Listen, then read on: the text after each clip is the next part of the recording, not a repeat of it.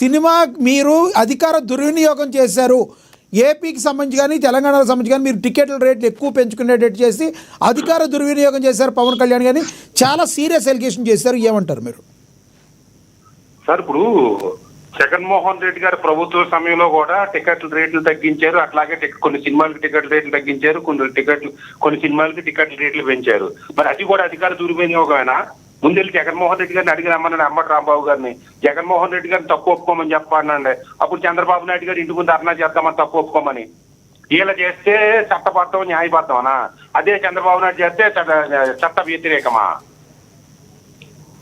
ఇక అసలు విషయం డిబేట్కి వద్దాం సార్. చెప్పండి. ఇప్పుడు ఎటుది మీ సబ్జెక్ట్ ఏంటి అన్నారు, అది సమస్యల గాలికి సినిమాలు దేనికి అన్నారు కదా. దీని మీద చర్చించే ముందు అసలు మన లక్ష్మీనాథ్ గారి ద్వారా నేను జనసేన పార్టీని కోరేది ఏంటంటే, వీళ్ళు వైసీపీ పార్టీకి కృతజ్ఞత చెప్పాలి సార్. ఎందుకంటే ఈ రోజున వైసీపీ పార్టీ ఇంత రచ్చ చెయ్యకపోయి ఉంటే ఈ జన సైనికుల్లో కానీ పవన్ కళ్యాణ్ గారి శ్రేయోభిలాషుల్లో కానీ మరొకసారి ఇంత ఐక్యత వచ్చి ఉండేది కాదు. సినిమా ఇంత హిట్ అయ్యి ఉండేది కాదు. ఈ వైసీపీ చేస్తున్న ఇంత రచ్చ వల్లే సినిమా ఇంత హిట్ అయిందని నేను భావిస్తున్నాను. మీరు హిట్ అయిందని మీరు అంటున్నారు, అంబటి రాంబాబు గారు అయితే అటర్ ఫ్లాప్ అయిపోయిందని డైరెక్ట్ గా చెప్తున్నారు ఆయన. సార్, అటర్ ఫ్లాప్ సినిమా నిజంగా అటర్ ఫ్లాప్ అయ్యి ఉంటే వైసీపీ వెళ్ళి ట్విట్టర్ లో చూడండి, వైసీపీ అకౌంట్లు ఇంత రచ్చ చేయాల్సిన అవసరం అసలు పట్టించుకోరాళ్ళు.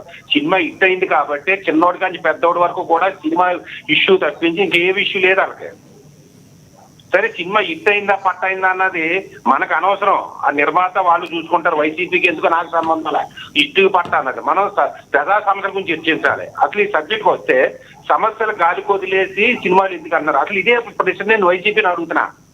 ప్రజా సమస్యలు గాలి కొదిలేసి సపోజ్ మీరు టికెట్లు చట్ట వ్యతిరేకంగా పెంచారు అంటారు కదా, మీరు అసెంబ్లీకి వెళ్ళి అడగండి. జగన్మోహన్ రెడ్డి గారు నిలదీయమని చెప్పండి. అంబటి రాంబాబు గారు నేనెవరు లక్ష్మణరావు గారిని వెళ్ళి రేపు అసెంబ్లీలో నిలదీయమనండి. లేదో కోర్టు లీగల్ నోటీస్ ఇవ్వండి. లేదో ఒక చర్చలు అయితే షార్ట్ డిబేట్ తీసుకురండి. మీరు అసెంబ్లీలోకి వెళ్లకుండా మీరు తాడేపల్లిలో ఉండి లేదా బెంగళూరులో ఉండి మీరు ఉంటే ఏంటి?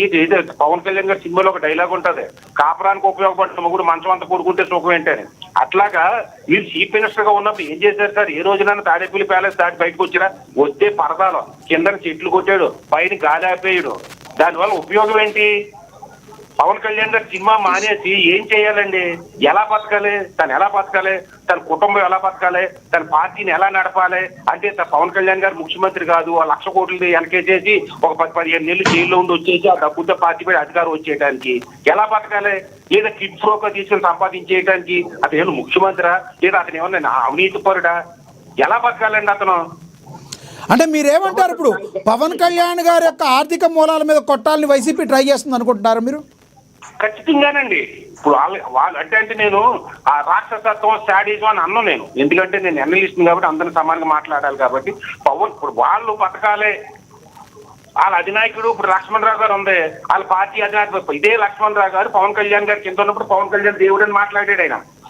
ఇదే పవన్ కళ్యాణ్ గారు సినిమాలు తీసినప్పుడు ఖండించలే. ఇదే నువ్వు పార్టీ అధినేత, నువ్వు సినిమాలు ఎందుకు తీస్తున్నావు అని ఖండించలే. ఈ రోజు వైసీపీలోకి వచ్చి మా జగన్మోహన్ రెడ్డి గారు దేవుడు అంటున్నాడు ఆయన. రేపు తెలుగుదేశంలోకి వెళ్తే జగన్మోహన్ రెడ్డి గారు పవన్ కళ్యాణ్ గారు దేవుడు కాదు, మా చంద్రబాబు నాయుడు గారు దేవుడు అంటారండి. ఇలాంటి అవకాశవాదులు అందరూ కలిపి జగన్మోహన్ రెడ్డి గారు మాటలు వింటుంటే ఆర్థిక మూలం తెప్పకొడతారు. సత్యం గారు, ఇదేమీ ఈ రోజు లక్ష్మణరావు గారు స్టార్ట్ చేసిన కొత్తదేమీ కాదు కదా. వేరే పార్టీలోకి వెళ్ళటం, వెళ్ళిన తర్వాత పార్టీకి అనుకూలంగా మాట్లాడటం చాలా కాటి ఇచ్చొస్తుంది.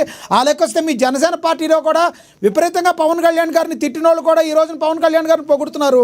కాదంటారా మీరు? ఒక అనలిస్ట్ గా చెప్పండి మీరు. పార్టీలు మారడం మన హక్కు సార్. అదేమి లక్ష్మణరావు గారు కొత్తగా చేసిందేం కాదు అంటే ప్రజలకే.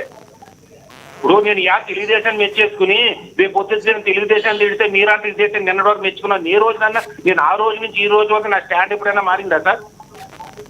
సరే, విషయం వద్దాం సార్. పవన్ కళ్యాణ్ గారు సమస్యలు గాలికి ఎక్కడ వదిలేసాడండి? తన శాఖలను తన ఒక మంత్రి డిప్యూటీ సీఎం అన్నది గౌరవంగా పిలుచుకునే తప్ప రాజ్యాంగబద్ధంగా లేదు.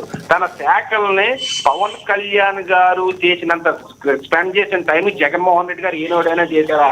ఒక రోజు అయితే ఇంచుమించు 18 గంటలు రివ్యూ చేశాడు కంటిన్యూస్ గానే. ఈ రోజు పవన్ కళ్యాణ్ గారు ఆఫీసు చూడండి, ఆ ఆఫీసులోనే అన్ని ప్రభుత్వ రూపాయి 1 రూపాయి ఉపయోగించుకుంటే తను పని చేసుకుంటుంటే అతనే చెప్తున్నాడు. నీకు కొంచెం చెప్తున్నాడు, పొద్దున 7 గంటలకి 9 గంటలకి ఇచ్చివాడు షెడ్యూల్ అయినా. 2 గంటలకి 10 రోజులు ఇస్తే 8 రోజులు ఎంత మానేసేవాడు, 2 రోజులు వెళ్ళివాడైనా.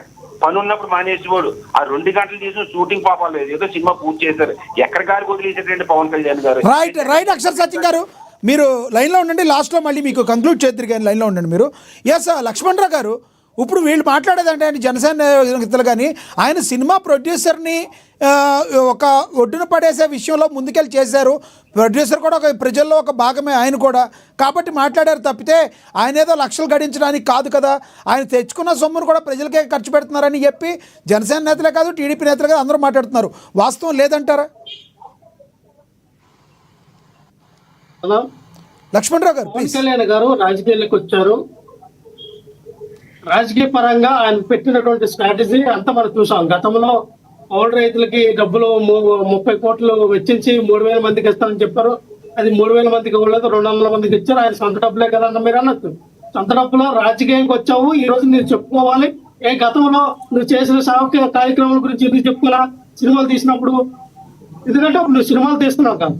ఈ రోజున మహేష్ బాబు గారు 16,500 మందికి గుండె ఆపరేషన్ చేసుకున్నారు. ఆయన అక్కడ చెప్పుకోలేదే. ఆయన రాజకీయ నాయకుడు కాదు కాబట్టి ఆయన చెప్పుకోలే. ఆయన సినిమా ఆయన చెప్పుకోకపోతే మీకు ఎలా తెలిసిందండి? వినాలి ఆయన చెప్పుకోకపోతే మీకు ఎలా తెలిసింది లక్ష్మణరావు గారు? ఆయన నిజంగానే చెప్పుకోకపోతే మీకు ఎలా తెలిసింది? మీకు చెప్పారా? 16,500 మందికి నేను గుండె ఆపరేషన్ చేయించాను. ఇవాళ అక్కడ ఆయన పబ్లిసిటీ ఎక్కడ చేయించుకోవాలి. ఆయన మాత్రం మిగతా వాళ్ళు ఎవరైనా చేస్తే చేయొచ్చు కదా, ఆయన మాత్రం చేయాలి. ఇంకో విషయం, ఈరోజు జగన్మోహన్ రెడ్డి గారు 4,500 మందికి ఆయన కూడా గుండె ఆపరేషన్ చేయించారు. ఆయన అక్కడ పబ్లిసిటీ చేయించుకోలేదు. ఇగో నేను చేయించాను, ఇగో రండి చూడండి, ఆయన అక్కడ చెప్పలేదే. ఆయన అనాథ